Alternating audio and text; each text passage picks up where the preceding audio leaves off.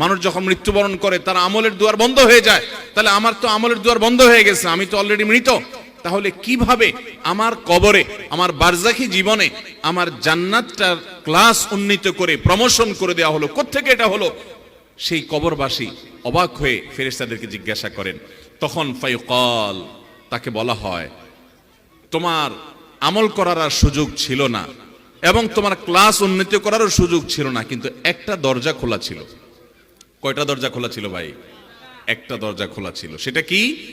বিস্তিগফারি ওয়ালাদিকা লাক, তোমার সন্তান তোমার জন্য আল্লাহর কাছে ইস্তেগফার করেছে, চোখের পানি ফেলে, কায়মনো বাক্যে, হৃদয় নিংড়ানো দোয়া দিয়ে রব্বে কারীমের কাছে দোয়া করেছে, ও মাবুদ, ও মালিক, আমার আব্বাজান দুনিয়া থেকে চলে গেছেন, আমার মা চলে গেছেন, আমার ভাই চলে গেছেন, স্বামী স্ত্রী চলে গেছেন, আমার অমুক আত্মীয় স্বজন চলে গেছেন, আল্লাহ আমি তার পক্ষ থেকে আপনার কাছে ক্ষমা প্রার্থনা করছি। তিনি আর নিজের জন্য দোয়া করার ক্ষমতাও রাখেন না, তিনি আর তার আমল নামাতে একটি সুবহানাল্লাহর সওয়াবও অ্যাড করার ক্ষমতা রাখেন না। তিনি 2 রাকাত নামাজ পড়ে সেই সওয়াবটা তার আমল নামায় যুক্ত করবেন সেই ক্ষমতা আর রাখেন না। ও মালিক, তার সমস্ত আমলের দুয়ার বন্ধ হয়ে গেছে,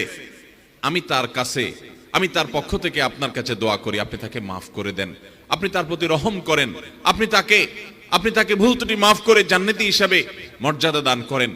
যখন কোনো মানুষ তার প্রিয়জনের জন্য দোয়া করে, বিশেষ করে বাবা মার জন্য এভাবে দোয়া করে, নবী করিম সাল্লাল্লাহু আলাইহি ওয়াসাল্লামের ইবনে মাজাহ বর্ণিত হাদিস বলছে যে ফেরেশতারা তখন ওই ব্যক্তিকে বলেন যে বারজাখী জীবনে তোমার যে জান্নাতের ক্লাসকে উন্নীত করা হলো, তোমার জীবিত সন্তানরা দুনিয়া থেকে তোমার জন্য যে দোয়া করছে, সেই দোয়ার কারণে তোমার এই মর্যাদা বৃদ্ধি করে দেওয়া হলো।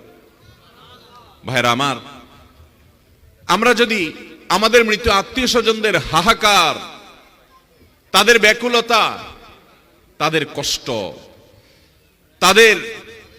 তাদের যে দোয়া এবং আমাদের পক্ষ থেকে তাদের জন্য ইস্তেগফার, এটার যে কাঙ্গাল তারা, এটা যদি আমরা দেখতে পেতাম, আমরা বোধহয় পান, আহার, আরাম, আয়ের সবকিছু ছেড়ে শুধু চোখের পানি ফেলতাম।